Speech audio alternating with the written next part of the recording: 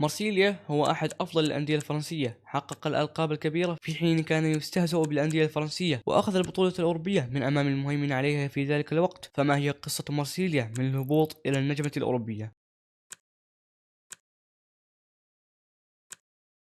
مارسيليا في نهاية السبعينات كان مستواه فيه هبوط مستمر، حيث أنهى موسم 1975-76 في المركز التاسع، وأنهى موسم 1976-77 في المركز الثاني عشر، وتحسنوا في موسم 1977-78 حيث أنهوا في المركز الرابع، ولكن عادوا للمستويات السيئة في موسم 1978-79 حيث أنهوا موسم في المركز الثاني عشر، ولكن موسم 1979-80 كان مختلفا حيث أنهوا الموسم في المركز التاسع عشر بعدما خسروا ب 23 مباراة وهبطوا إلى الدرجة الثانية.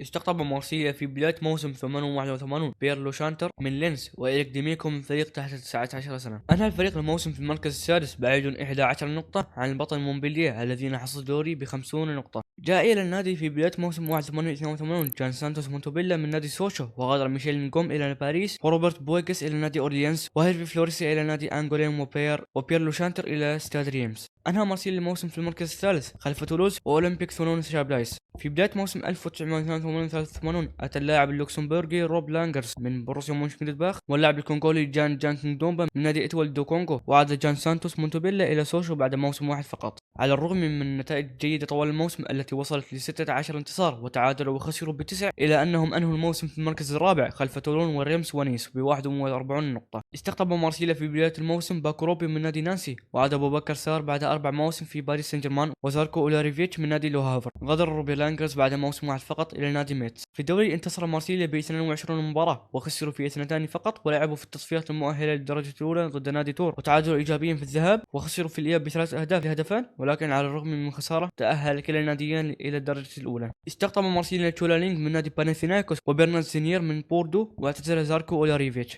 في العشر جولات الأولى من الدوري خسر النادي ب6 منها، ومن الجولة 11 إلى الجولة 18 انتصر مارسيليا ب3 وخسروا ب3، وأنهوا القسم الأول في المركز السابع عشر بفارق نقطتان عن مراكز الهبوط. في هذا الموسم خسر مارسيليا في 5 جولات من أصل 6 أمام الثلاثة الكبار بوردو ونانت وموناكو. أنهى مارسيليا الدوري في المركز السابع عشر بفارق نقطتان عن الهبوط. جاء إلى مارسيليا في بداية موسم 1985-86 كينز براي من نادي بي اس في ايندهوفن، وجوزيف أنطوان بيل من نادي المقاولون العرب، وميشيل أودرين من بوردو، وفريدريك ميريو من فريق مارسيليا الثاني. غادر تولالينغ إلى نادي فاينورد بعد موسم واحد فقط، وجاء مارك باسكال من بوردو، وغادر باكو روبيو إلى نادي تورس، وأبو بكر سار إلى نادي مارتيغاس. بدأ مارسيليا الدوري بخسارتان أمام لوهافر وأوكسر، وحتى الانتصار أمام نيس لم يفيد حيث عادوا للنتائج السلبية سريعا، حيث من الجولة الرابعة إلى الجولة العاشرة لم ينتصر النادي إلا في المباراة التاسعة أمام نانت حيث خسروا وتعادلوا ب3. بعد نتائج متقلبة في المتبقي من جولات الدوري تلخصت ب7 انتصارات و6 تعادلات و5 خسارات. وفي شهر ابريل من عام 86 جاء الرئيس برنارد تابي وانهى الموسم في المركز الثاني عشر بعيد ب 22 نقطة عن بطل دوري باريس و9 نقاط عن المربع الذهبي. في هذه الفترة تأهل النادي لنهائي كأس فرنسا وقابلوا بوردو وخسروا بهدفين لهدف بعد الأشواط الإضافية. في موسم 86-87 استقطب مارسيليا جان بيير بابان من نادي كلوب بروج البلجيكي ب1,800,000 يورو، وكارل هاينز فورستر من نادي شوتغارت ب1,700,000 يورو، وألان جيرس من بوردو، وفرانسوا بريسون من نادي ستراسبورغ، وأيضا باتريك كوبنز من ستراسبورغ، وبرنارد جينغني من نادي سيرفت السويسري. أعير إيريك ديميكو إلى نادي نانسي، وغادر برنارد زينير إلى ميتس، وكينيس بريل إلى نادي كلوب بروج، وميتشل أودرين بإعارة إلى نادي ستاد لافالوا. بعد بداية مثيرة للدوري حيث انتصروا ب3 أهداف لهدف أمام موناكو في الجولة الأولى، و3 انتصارات على التوالي من الجولة الثالثة حتى الجولة الخامسة أمام تولوز وسبورتنج كلوب باريس وستاد لافالوا، ومع عدد كبير من التعادلات والتي وصلت ل5 تعادلات. كانت ال5 مباريات المتبقية كلها انتصارات، وأنهوا العشر جولات الأولى في المركز الأول ب15 نقطة بلا أي خسارة. خسر النادي لأول مرة في الجولة الثانية عشر أمام نادي سوشو بهدفان. أنهى مارسيليا القسم الأول من الدوري في المركز الأول ب27 نقطة بفارق نقطتين عن بوردو في المركز الثاني بعد نتائج جيدة في باقي جولات الدوري، وعلى الرغم من خسارة بهدفين في آخر جولتان أمام باريس وموناكو. أنهى مارسيليا الموسم في المركز الثاني ب49 نقطة خلف بوردو بفارق 4 نقاط،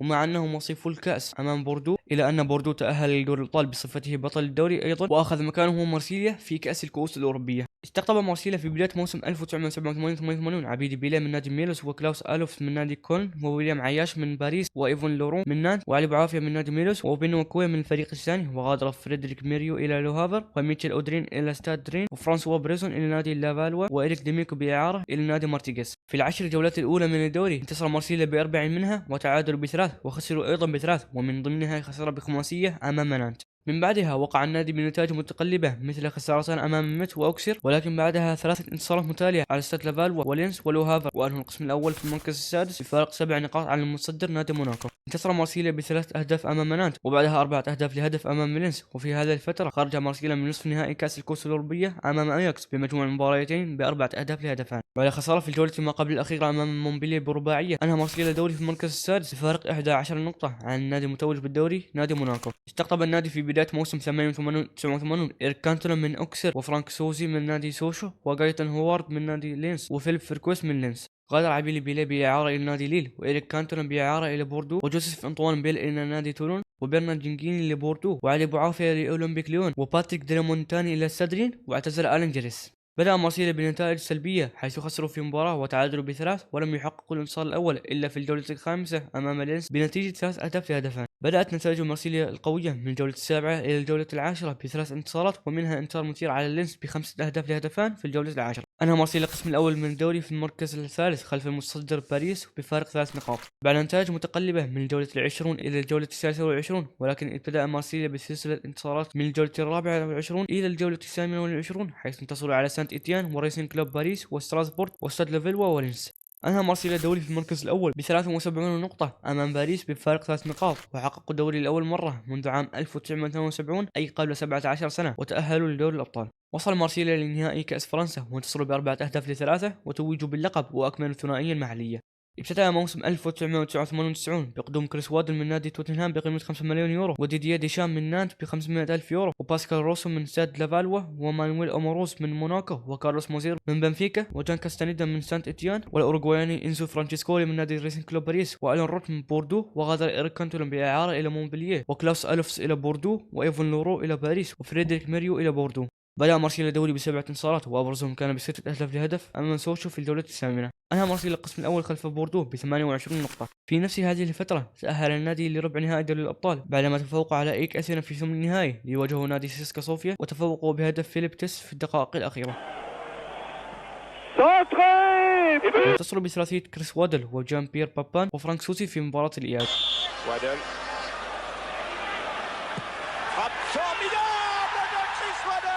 L'arsenal c'est précis, tout paraît facile.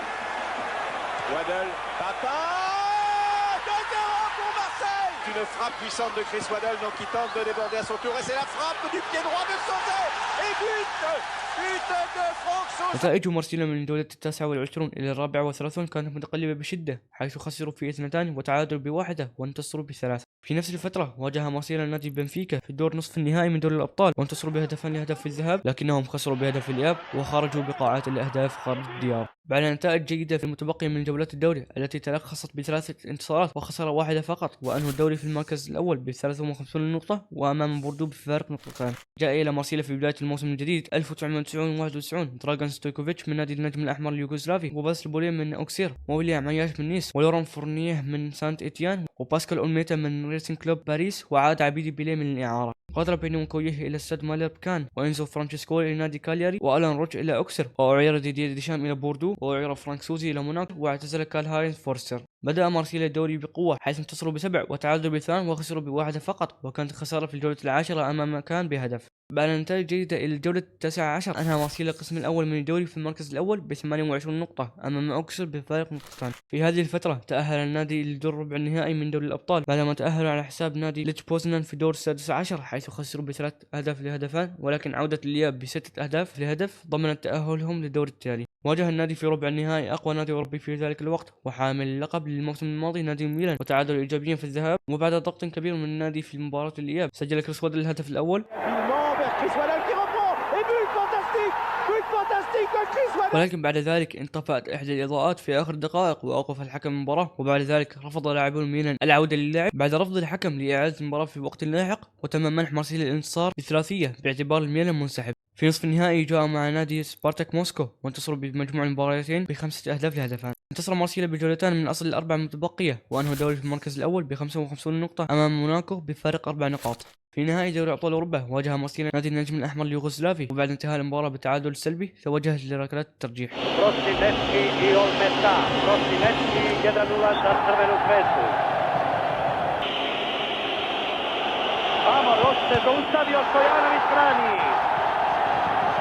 Catini i gol meta oči u oči, 2:0 za Crvenu zvezdu.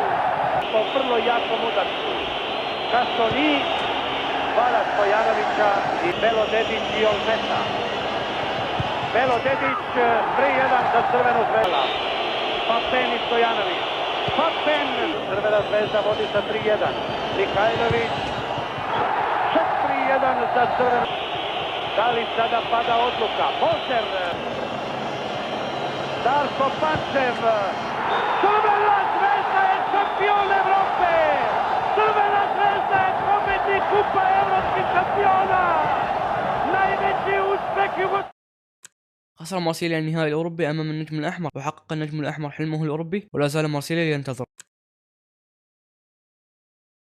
استقطب مارسيليا في بداية موسم 1991-92 جوسلين أنجلومان من باريس ب6 ملايين يورو، وتريفور ستيفن من نادي رينجرز ب5 ملايين يورو، وألين بوكسيت من نادي هايدوك سبليت الكرواتي ب1.5 مليون يورو، وأعير بعدها إلى نادي كان، ودانييل زرب من نادي مونبلييه، وغادر إيريك كانتونا إلى نادي نيم أولمبيك ب1.5 مليون يورو، وأيضا ويليام عياش إلى نادي نيم أولمبيك، وأيضا فيليب فيركوس إلى نيم أولمبيك، ولورين فونييه إلى باريس، ودراغان ستويكوفيتش إلى نادي هيلس فيرونا. بدأ مارسيليا الدوري بنتائج مثيرة، حيث انتصروا ب7 جولات من أصل العشر الأولى، وتعادلوا ب2 وخسروا ب1 فقط. في دوري الأبطال تأهلوا للجولة الثانية، حيث انتصروا على نادي يونيون لوكسمبورغ ب5 أهداف ذهابا وأيضا إيابا، وواجهوا النادي التشيكوسلوفاكي سبارتا براغ، وبعد مباراة ذهاب مثيرة، حيث انتصر النادي ب3 أهداف لهدفان، ولكن خسروا بهدفان لهدف في الإياب، وبذلك خرجوا من البطولة. في تلك الفترة أنهى مارسيليا القسم الأول من الدوري في المركز الأول ب29 نقطة، بعد أن خسروا في جولة واحدة فقط. في نهاية الدوري تحديدا من الجولة 28 إلى 38 جاء مارسيليا بانتصارات كبيرة ومثيرة، مثل 3 أهداف لهدف على نانسي و3 أهداف على موناكو، ولم يخسروا سوى في جولة واحدة والتي كانت أمام لينز بهدفان لهدف. أنهى مارسيليا الدوري في المركز الأول ب45 نقطة أمام باريس بفارق 4 نقاط. جاء إلى مارسيليا في بداية موسم 1992-93 رافا مارتن فاسكيز من نادي تورينو ب1 مليون يورو، ورودي فولر من نادي روما، وفابيان بارتيز من نادي تولوس، ومارسيل ديساييه من نانت، والمهاجم الكاميروني فرانسوا أومامبييك من كان، وجان مارك فيريري من أوكسر، وغادر جان بيير بابان إلى الميلان ب12 مليون يورو، وذلك الذي جعله أغلى صفقة انتقال عبر التاريخ. وتريفور ستيفن إلى نادي رينجرز ب2 يورو، وكريس وادل إلى نادي شيفيلد وينزداي ب1.5 مليون يورو، وعاد كارلوس موزير إلى بنفيكا بعد 3 مواسم في النادي، ودانيال زيرب إلى نادي تولون، وفرانسوا أومامبييك إلى لينز. دخل مارسيليا الدوري بإحصائيات غريبة، حيث كانوا أعلى فريق من ناحية متوسط العمر ب27.3 عام، حيث تغطى معظم اللاعبون 30 عام،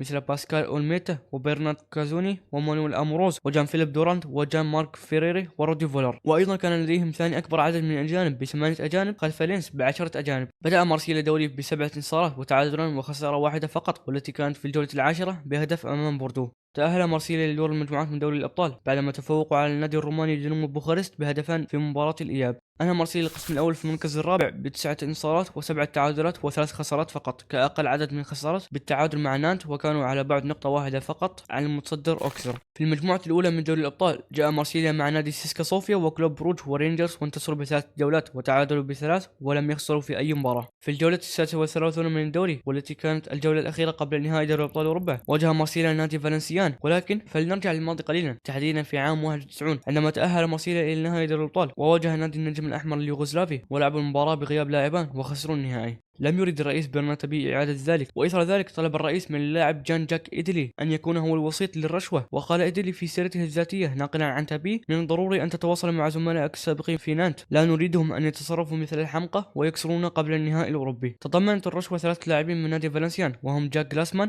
وكريستوف روبرت وخورخي بوروتشاغا، بينما رفض غلاسمان المشاركة في الرشوة قبل كريستوف روبرت وبوروتشاغا، وأقنع كريستوف روبرت الفريق بأن يخسروا عمدا في المباراة. سجل آلين بوكسيتش هدف مارسيليا، وبعدها تم تبديل كريستوف روبرت بعد إصابة مزعومة. ولاحظ الحكم جان ماري فينييل أن المباراة لم تكن طبيعية عندما لم يتعرض بورتشاغا لأي قرارات تحكيمية مثل العادة. في الشوط الثاني أخبر غلاسمان الحكم عن الرشوة، وبعد انتهاء المباراة مباشرة دخلت الشرطة لغرفة تبديل مارسيليا لاستجواب بعض اللاعبين. دخل مارسيليا النهائي الأوروبي ليقابل الميلان، والذي كان المرشح الأبرز للقب بعد نتائجه في الأعوام السابقة، وأيضا في دور المجموعات حيث انتصروا في كل مبارياتهم. ودخل مارسيليا النهائي ولا زالت القضية مستمرة ضده. بيلي في تنفيذ الركنية مرفوعة كبير جدا.